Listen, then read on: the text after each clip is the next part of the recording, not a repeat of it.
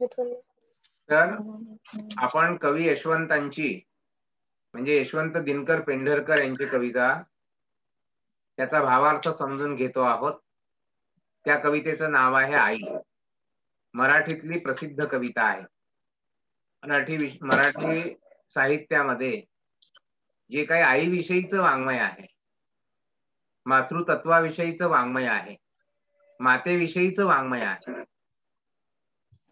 या सर्व आईविषयक वाङ्मयामध्ये सर्वश्रेष्ठ गणली जाणारी अशी ही कलाकृती आहे, साहित्यकृती आहे, एक कविता आहे. आपल्याला माहित आहे की मी पूर्वीही तुम्हाला प्रस्तावनेमध्ये सांगितलं होतं की आपल्या भारतीय परंपरेमध्ये, संस्कृतीमध्ये मातृतत्वाचं महत्व कसं भूमितत्वाशी निगडीत आहे, पृथ्वी तत्वाशी निगडीत आहे. जी पंचमहाभूत किंवा पंचतत्व आपण म्हणतो सृष्टीची असतात, याच्यामध्ये पृथ्वी, आकाश, वायू, जल आणि अग्नी या पंचतत्वांनी हे विश्व बनलेलं आहे आणि त्या पंचतत्वांनीच या विश्वातले सगळे घटक म्हणजे मानवी देह सुद्धा बनलेला आहे असं आपण म्हणतो. यातलं जे पृथ्वीतत्व आहे, भूमितत्व आहे, मातीतत्व आहे, या मातीतत्वाचा आणि मातृतत्वाचा संबंध आहे हे लक्षात घ्या. कारण की ही जी भूमी आहे त्याला आपल्या याच्यामध्ये प्रकृती आणि पुरुष यांचं युग्म मानलेलं आहे. तर ही प्रकृती जी आहे त्या प्रकृतीमध्ये नवनिर्माणाची शक्ती असते. नवनिर्मिती कुठून होते तुम्ही लक्षात घ्या. नवनिर्मिती आईच्या गर्भातून होते, आईच्या उदरातून होते. बाकीच्या तत्वांना म्हणजे पुरुष तत्वाला ही शक्ती मिळालेली आहे का? नाही. मातृतत्वालाच ही शक्ती प्राप्त झाली आहे, नवसृजनाची शक्ती. म्हणून तुम्ही बघा भूमीमध्ये जेव्हा बी रोवलं जातं त्या भूमीतून नवीन पीक उगवतं. म्हणून मातृतत्वाचं महत्व आहे, मातीचं महत्व आहे, मृदेचं महत्व आहे, पृथ्वीतत्वाचं महत्व आहे. आणि या भूमितत्वाचा संबंध आपल्याकडे मातृभूमीशी जोडलेला आहे. भूमीला माता मानण्याची पद्धत अक्षरशः वेद काळापासून आपल्या देशामध्ये अगदी प्राचीन काळामध्ये आहे. मग त्या भूमितत्वाला माता मानण्याची जी पद्धत आहे त्याच्यामुळे एक मातृत्वाचं महत्व आणि प्राचीन काळापासून असल्यामुळे आपण आपल्या देशालाही माता म्हणतो, भारत माता म्हणतो. काही परदेशी विचारवंत किंवा परदेशामध्ये फादरलँड म्हणण्याची पद्धत आहे, फादरलँड. पण आपल्याकडे काय म्हणतो? मदरलँड. हे जे मातृतत्व आहे या सगळ्या सृष्टीमध्ये विद्यमान आहे, लक्षात घ्या. मातृतत्व एक प्रकारचं, मातृतत्व म्हणजे काय? मातृतत्व म्हणजे सृजनाचं तत्व, ज्याच्यातून नवसृजन होतं, नवा जन्म होतो, नवी सृष्टी निर्माण होते, नवी सृष्टी निर्माण होते. त्या नवसृष्टीचं प्रतीक, त्या नवसृजनाचं प्रतीक असतं मातृतत्व. म्हणून भूमीचं महत्व आहे. म्हणून मातृभूमीचं सुप्त आपल्याकडे मानलं गेलेलं आहे. आपल्या भारत देशाला भारत माता आपण का म्हणतो? भारत माता की जय असं आपण म्हणतो. त्याला सुद्धा आई म्हणतो किंवा ज्ञानेश्वरांच्या व्यक्तिमत्वाला, ज्ञानेश्वरांचं जे विशाल व्यक्तिमत्व आहे त्या व्यक्तिमत्वाला सुद्धा माऊलीची उपमा वापरली जाते. थोर संतांच्या, थोर पुरुषांच्या व्यक्तिमत्वाला सुद्धा माऊलीची उपमा वापरली जाते. कारण ज्ञानेश्वर महाराज जे म्हणतात की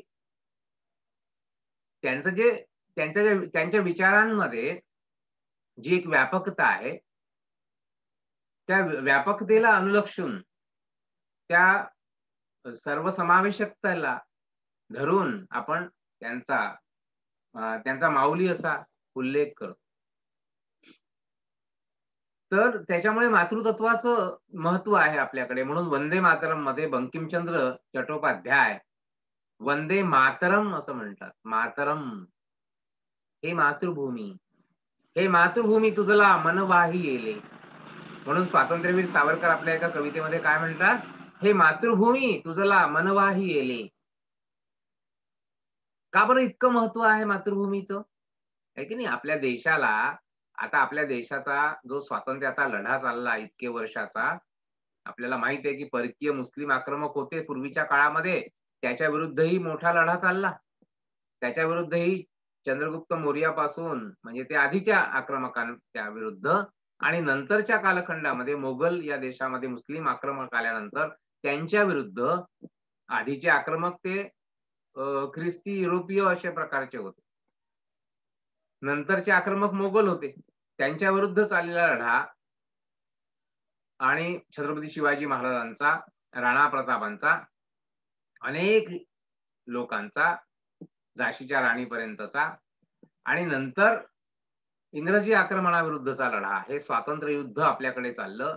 त्याची जी सिंहगर्जना आहे, त्या सिंहगर्जनेमध्ये मातृत्वाला महत्व आहे. आपल्या देशाला भारत माता म्हटलेलं आहे. म्हणजे कारण की आपल्या देशाविषयीचं प्रेम, आपल्या भूमीविषयीचं प्रेम, ज्या भूमीमध्ये आपण राहिलो, वाढलो, विकसित झालो, आपला समाज, आपली संस्कृती, आपल्या परंपरा निर्माण झाल्या. त्या परंपरा, संस्कृती, समान ज्या समाजाच्या असतात त्यातूनच राष्ट्र जन्माला येतं. राष्ट्र नावाची संकल्पना जन्माला येते. देश नावाची संकल्पना जन्माला येते. आणि मग स्वाभाविकच आपले पण त्याच्याशी जे जोडलं जातं, आपलं निर्माण होतं. एक अनुभूती निर्माण होते आणि त्या समाज आणि संस्कृतीच्या अशा प्रकारच्या अनुभूतीतून एक राष्ट्रत्वाची, राष्ट्रीयत्वाची, आपलेपणाची भावना निर्माण होते. आणि म्हणून आपली भारत माता, म्हणून सावरकर काय म्हणतात, की हे मातृभूमी तुझला मन वाही येले, वक्तृत्व वाग विभवही तुझं अर्पी येले, तुतेची अर्पिली नवी कविता रसाला, लेखाप्रती तुची विषय अनन्य झाला. ने मजसी ने परत मातृभूमीला, सागरा प्राण तळमळला. का बरं त्यांना तळमळ वाटते आपल्या मातृभूमीविषयीची? किंवा विवेकानंद जेव्हा काही महिने अमेरिकेत आणि इंग्लंडमध्ये राहून येतात, तेव्हा ते आपल्या देशाच्या याच्यावर उतरतात, तेव्हा ती आपली माती कपाळाला लावतात. तर किंवा आपल्या देशातल्या बांधवांची त्यांना आठवण येते. तिकडे तेव्हा जे त्या गाद्यांवर आणि तिथल्या याच्यावर झोपलेले असतात.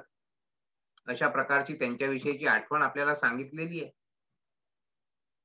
तर हे जे नातं असतं, शेवटी हे जे नातं आहे, हे आपल्या भूमीशी असलेलं नातं जसं असतं, तसं ज्या आईच्या गर्भातून मनुष्य निर्माण झालेला आहे किंवा मनुष्य व्यक्त झालेला आहे, मनुष्य या जगामध्ये आलेला आहे, अभिव्यक्त झालेला आहे, त्याला आपलं आयुष्य जगण्याचा एक मौका, एक संधी त्याला या मातेच्या उदरातून मिळालेली आहे.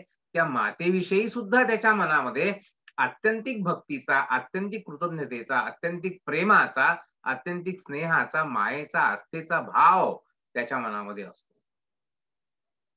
हे जे मातृतत्व आहे, म्हणजे आपली भारत मातेविषयीचं प्रेम, त्याच्याविषयी म्हणून बघा, त्याच्याविषयी सावरकर जे त्यांचा आत्मा तळमळतो, ने मजसीने परत मातृभूमीला, सागरा प्राण तळमळला, असं ते म्हणतात. आणि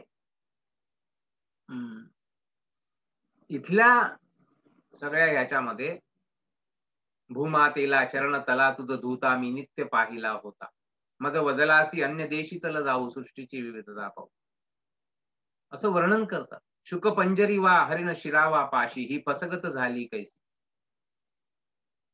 हे जे मातृसुक्त ते म्हणतात, या भूमीविषयीचं नातं आपलं ते व्यक्त करतात. अनेक क्रांतिकारक आपण पाहतो की या देशासाठी आपल्या प्राणाचा उत्सर्ग करतात, आपल्या प्राणाचं बलिदान करतात. त्याच्याविषयीचा जो आपलेपणा असतो, आपलं म्हणून जे नातं असतं, त्याच्यासाठी हा सगळा संघर्ष जसा चाललेला असतो, तसंच किंवा संत ज्ञानेश्वर सारख्यांना, महापुरुषांना आपण माऊली म्हणतो. हे विश्वची माझे घर, ऐसी मती जयाची स्थिर, किंबहुना चराचर आपण झाला.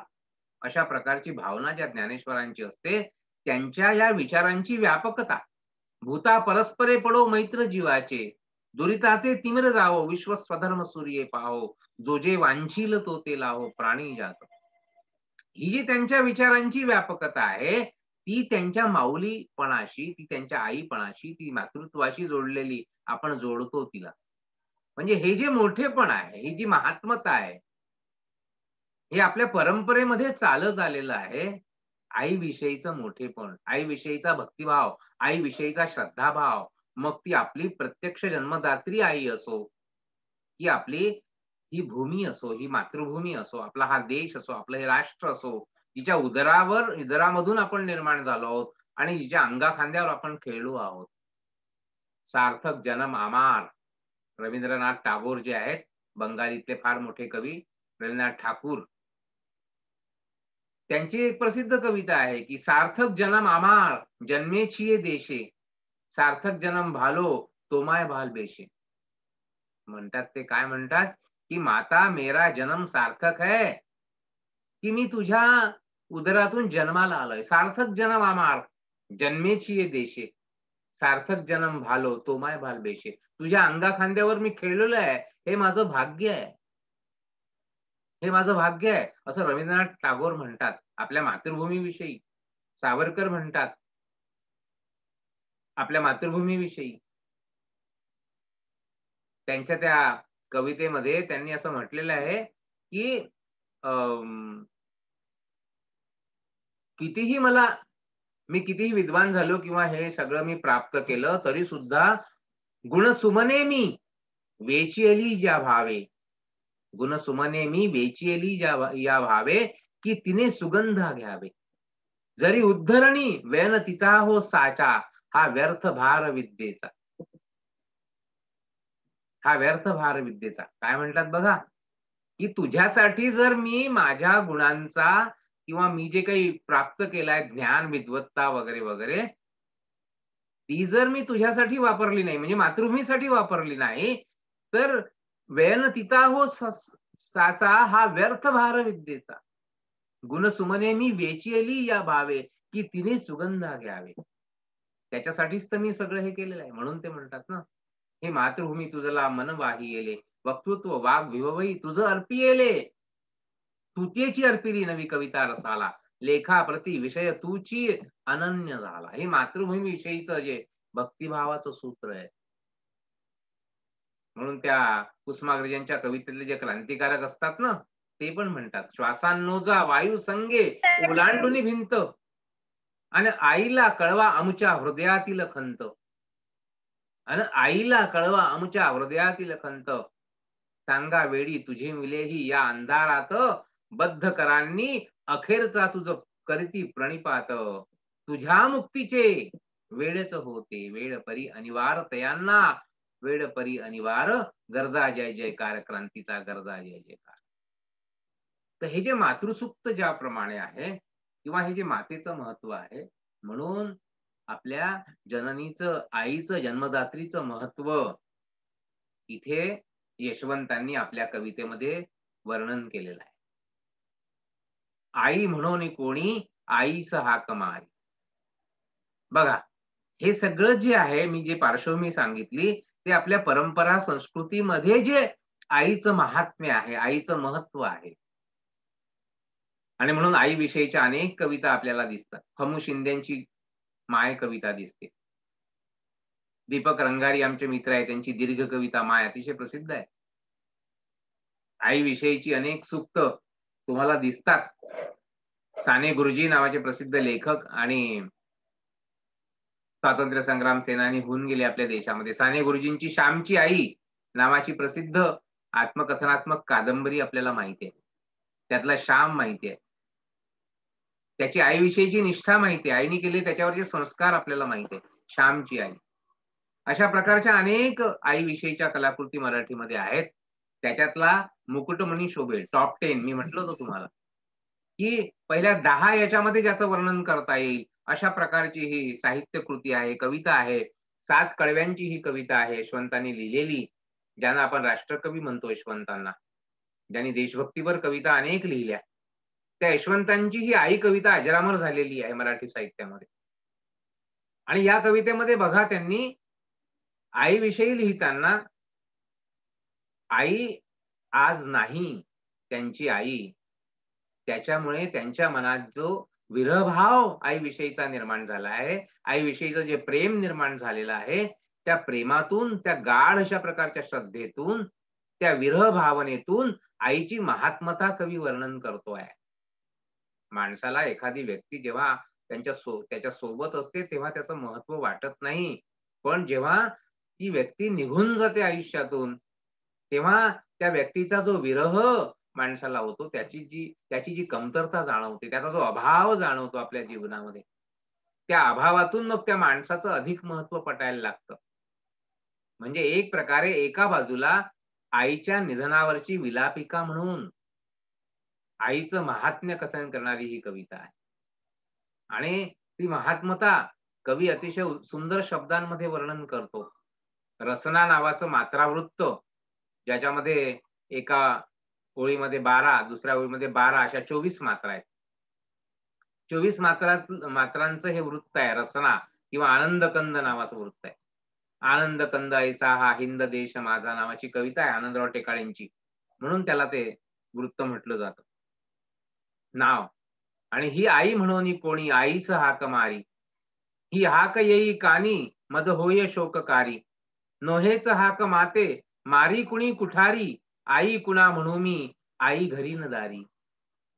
ही न्यूनता सुखाची चित्ता सदा विदारी. स्वामी तिन्ही जगांचा आई विना भिकारी.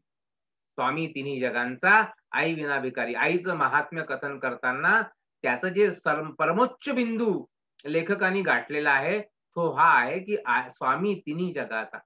तिन्ही जगांचं साम्राज्य ज्याला प्राप्त झालेलं असेल एखाद्याला, समजा तो सुद्धा आई विना भिकारी आहे.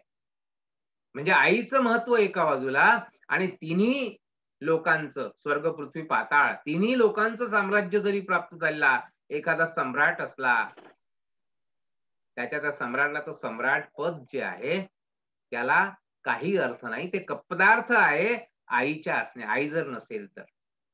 स्वामी तिन्ही जगाचा आई विना भिकारी ही कवीची भावना आहे. कवीच्या मनातली भावना आहे. कारण कवी सुरुवात कशी करतो बघा. आई म्हणून कोणी आईस हाक मारी. जेव्हा कोणीतरी अवतीभोवती आई असा आवाज देतं, आई म्हणून कोणी आईस हाक मारी. ती हाक येई कानी मज होय शोककारी. जेव्हा आता काय आहे कवीच्या मनाची अवस्था कशी आहे की कवीची आई निघून गेलेली आहे. म्हणजे कवीच्या आईचा मृत्यू झालेला आहे. आणि त्याच्यामुळे कवीला आता आईचं महत्व, आईचा विरह फार मोठ्या प्रमाणामध्ये जाचतो आहे. त्याच्या मनाला अस्वस्थ करतो आहे. आणि म्हणून कवी काय म्हणतो, आई म्हणून कोणी आईस हाक मारी. ती हाक येई कानी. माझ्या कानावर जेव्हा कोणीतरी दुसरा व्यक्ती आपल्या आईला आवाज देतो आई म्हणून आणि ती हाक माझ्या कानावर येते, मज होय शोककारी. आणि त्याचं जे संबोधन आहे, त्यांनी ते आईला हाक मारलेली आहे, ते बघून माझ्या मनामध्ये शोक उत्पन्न होतो, दुःख उत्पन्न होतो. मज होय शोककारी. माझ्या जीवनाची झालेली शोकांतिका मला जाणवते माझ्या आईच्या अभावामुळे. नोहेच हाक माते मारी कुणी कुठारी. जणू काही ही हाक नाहीये. मला असं वाटतं की आईला मारलेली हाक नाहीये, तर काय आहे, मारी कुणी कुठारी. माझ्या कुठारावर, माझ्या हृदयावर कोणीतरी केलेला आघात आहे असं वाटतं. नोहेच हाक माते मारी कुणी कुठारी. आई कुणा म्हणू मी आई घरी न दारी. मी आता कुणाला आई म्हणू. तो मुलगा, तो माणूस किंवा ज्याचा आवाज कवीला आला आई म्हणून, त्यांनी घरच्या शेजारच्या व्यक्तीचा आवाज ऐकलेला आहे. आई मी कोणाला आई म्हणू आता. मला आई म्हणण्यासारखी जी व्यक्ती होती, जी माझी प्रेमदेवता होती, जी वात्सल्य मूर्ती होती माझी, ती तर आता हरवून गेली आहे. मी कुणाला आई म्हणू. तो आई म्हणतोय आपल्या आईला. मी कुणाला आई म्हणू. आई कुणा म्हणू मी. प्रश्न विचारलाय कवीनी. आई घरी न दारी. आई कुठेच नाहीये माझी. कारण की ती निघून गेलेली आहे. या जगातूनच निघून गेलेली आहे. आई कुणा म्हणू मी आई घरी न दारी. वात्सल्य रस आणि करुण रस या दोन रसांनी भिजलेली कविता आहे. वात्सल्य रस आणि करुण रस या दोन रसांनी भिजलेली कविता आहे. आई कुणा म्हणू मी आई घरी न दारी. ही न्यूनता सुखाची. न्यूनता म्हणजे अभाव. न्यून अभाव. नसणं, एखादी गोष्ट नसणं. सुखाची न्यूनता. हीच तर माझ्या सुखाची न्यूनता आहे. मला सुख नाहीये. कारण की ही न्यूनता सुखाची चित्ता सदा विदारी. माझं चित्त, माझं मन, माझं हृदय सतत विदीर्ण करून टाकते ही मनोवस्था. आई नसल्याची ही जी भावना आहे ना, ही माझं हृदय सतत विदीर्ण करते. चित्ता सदा, सदा, पुन्हा-पुन्हा सतत ही न्यूनता सुखाची चित्ता सदा विदारी आणि मग कवीच्या मनातून उद्गार निघतात. या अशा समर प्रसंगी स्वामी तिन्ही जगाचा, आई विना भिकारी. लक्षात घ्या, स्वामी तिन्ही जगाचा, आई विना भिकारी. असं कोणाला वाटतं, ज्याची आई गेलेली आहे त्याला सोडून, त्याला असं वाटतं, की या जगामध्ये तीनही जगांचं राज्य जरी आलं ना, तरी त्याला काही अर्थ नाही. निरर्थक आहे ते राज्य जर आई नसेल तर. मग वर्णन केलं आहे आपलं आणि आईच्या नात्याचं. कशी असते आई? कसं असतं तिचं मातृत्व? तिच्या मातृत्वाचे घटक कोणकोणते असतात? तिचं आणि आपल्या मुलांचं नातं कसं असतं? काय-काय करते ती आपल्या मुलांसाठी? आणि माणूसच नाही तर अवतीभोवतीच्या जगामध्ये सुद्धा मातेचं कसं महत्त्व असतं? माता म्हणजे एखाद्या पशुची असेल, एखाद्या पक्ष्याची असेल, ती सुद्धा कसं आपल्या पिल्लांना वाढवते. हे जे मातृतत्व आहे, या मातृतत्वाचं हे सुप्त आहे. या मातृतत्वाचं गान आहे. कवी आईच्या या दुःखामुळे मातृतत्वाचं गायन करतोय. माझ्या मातीचे गायन जसं आहे की नाही कुसुमाग्रजांची कविता, तसं हे माझ्या आईचं गायन आहे. आईच्या मोठेपणाचं गान आहे. चारा मुखी पिलांच्या चिमणी हळूच देई, गोठ्यात वासरांना ह्या चाटतात गाई. बघा, पशूंमध्ये, पक्ष्यांमध्ये सुद्धा ती आईचं जे हृदय आहे, ते सारख्याच पद्धतीने व्यक्त होतं जसं माणसांमध्ये होतं. वात्सल्य हे पशूंचे. हा वत्सल भाव, वात्सल्य भाव, प्रेम भाव, दया भाव, करुणा भाव जो आईचा आपल्या पिल्लांविषयीचा असतो, मी रोज रोज पाही. वात्सल्य हे पशूंचे मी रोज रोज पाही. पाहून अंतरात्मा व्याकुळ हाय होई. मी हे रोज जे त्यांचं पाहतो, तेव्हा मला माझ्या आईची आठवण होते आणि माझा अंतरात्मा व्याकुळ होतो. असं कवीचं मन या कवितेमध्ये म्हणतं, या कवितेमध्ये व्यक्त होतं. पाहून अंतरात्मा व्याकुळ हाय होई.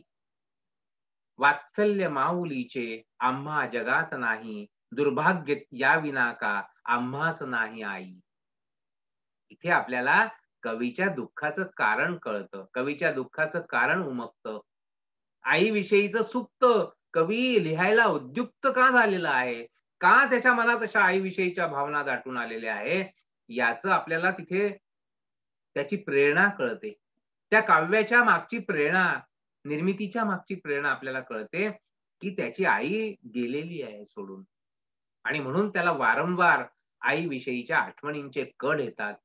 तिचं स्मरण होतं त्याला. आणि म्हणून तो म्हणतो, "वात्सल्य माऊलीचे आम्हा जगात नाही." त्या पशु आणि पक्ष्यांना त्यांच्या आईचं वात्सल्य प्राप्त होतंय, पण आम्हाला नाही. आम्हाला नाही होत आहे. दुर्भाग्य याविना का. यापेक्षा कोणतं दुसरं दुर्भाग्य असतं माणसाचं? दुर्भाग्य याविना का आम्हास नाही आई. त्या पशुपक्ष्यांना आई आहे, पण आम्हाला आई नाही. हे किती मोठं दुर्भाग्य आहे आमचं, असं कवी या कडव्यामध्ये व्यक्त करतो. तिसऱ्या कडव्यामध्ये तो म्हणतो, शाळेतून घराला येता धरील पोटी. जेव्हा आम्ही शाळेतून घरी येतो, दप्तर फेकतो आणि आईच्या कुशीमध्ये जाऊन लपतो.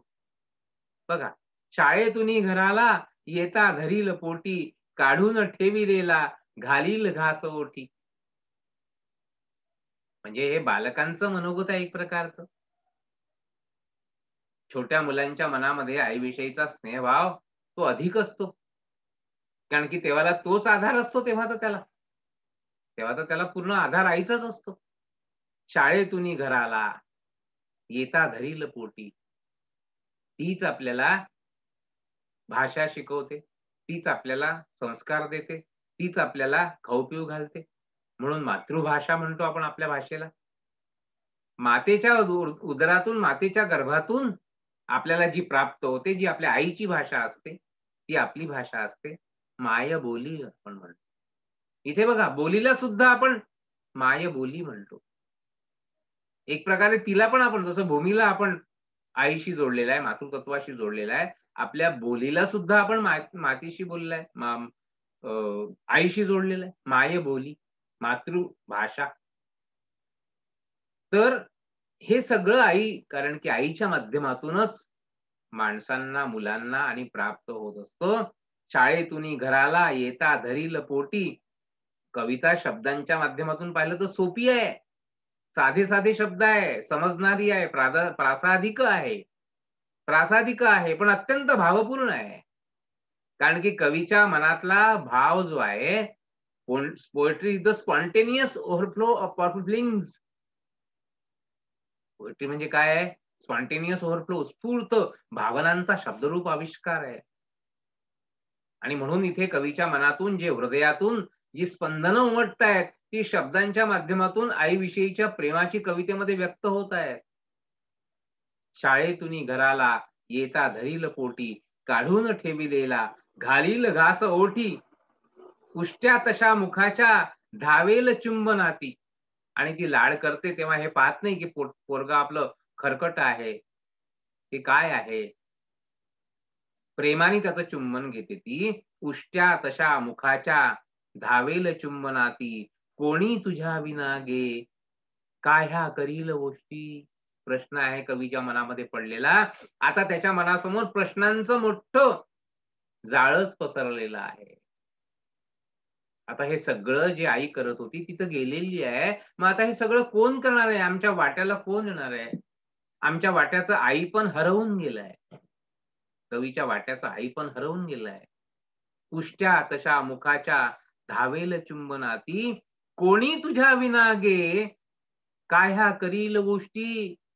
तुझ्याशिवाय हे असं सगळं आमच्या वाट्याला जे प्रेम येत होतं, ते कोण देईल आता आम्हाला? कोण देईल आता आम्हाला? तुझ्या विनान कोणी लावील सांजवाती.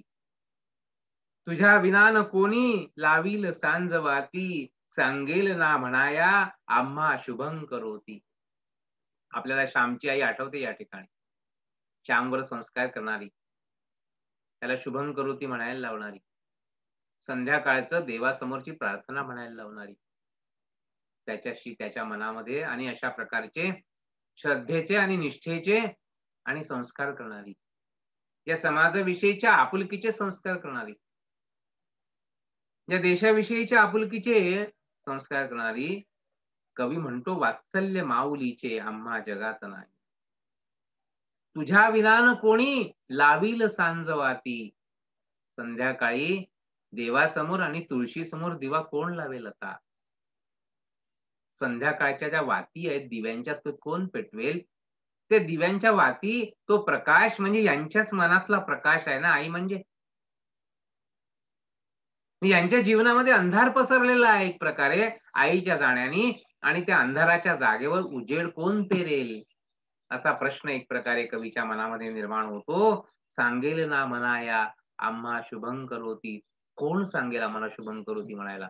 कोण आमच्यावर संस्कार करेल? कोण आमच्यावर प्रेम करेल? कोण आमच्यावर माया करेल? कोण आमचं व्यक्तिमत्व विकसित करेल? असा प्रश्न कवीला पडलेला आहे.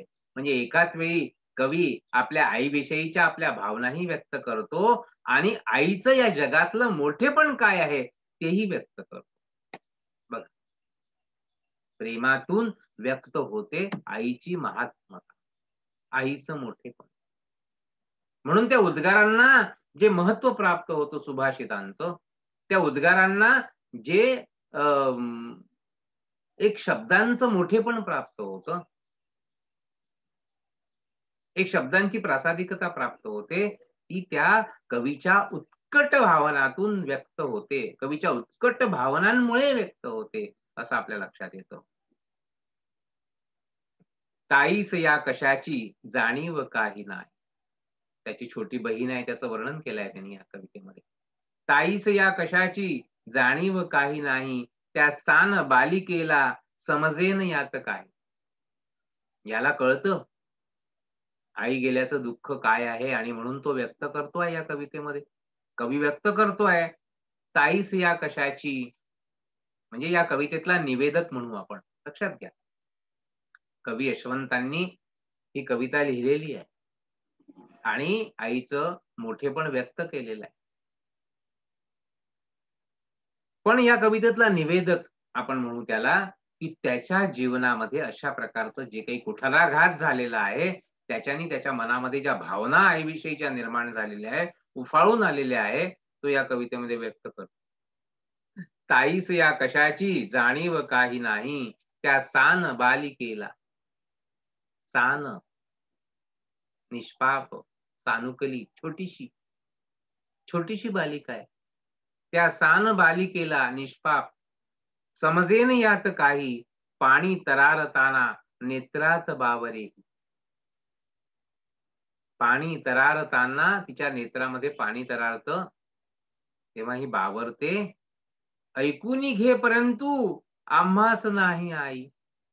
सांगे तशी मुलींना, तशी मुलींना, तसे मुलींना आम्हास नाही आई. ते बोल येती कानी, आम्हास नाही आई. आम्हास नाही आई हा हा वाक्यप्रयोग, हे वाक्यप्रयोग, हे शब्द कवीने 3दा वापरले आहे कवितेमध्ये. आम्हास नाही आई. याच्यातून काय व्यक्त केलंय? त्यांनी आपल्या मनाचं जे खरं दुःख आहे, आईच्या नसण्याचं, आईच्या अभावाचं, आईच्या विरहाचं, ते तो कवी व्यक्त करतोय. म्हणून ती ऐकून घे परंतु आम्हास नाही आई. सांगे तसे मुलींना आम्हास नाही आई. ते बोल येती कानी आम्हास नाही आई. त्या मुलीचं हे दुःख या कवीचं दुःख वाढवताय, कवीच्या मनाचं दुःख वाढवताय, त्या कवितेतल्या निवेदकाचं दुःख वाढवताय आणि तो हे मातृसुक्त, हे मातृगायन, मातेचं मोठेपण या कवितेमध्ये व्यक्त करतोय. मातेविषयीच्या विरहाचं दुःख आणि त्याच्यातून मातेचं मोठेपण, आई तत्वाचं, मातृतत्वाचं मोठेपण या कवितेमध्ये कसं व्यक्त केलंय, आपण ते बाकीच्या कडव्यांचं पुढच्या तासिकेमध्ये घेऊ. धन्यवाद. इथे आपण थांबू, वेळ झालेली आहे.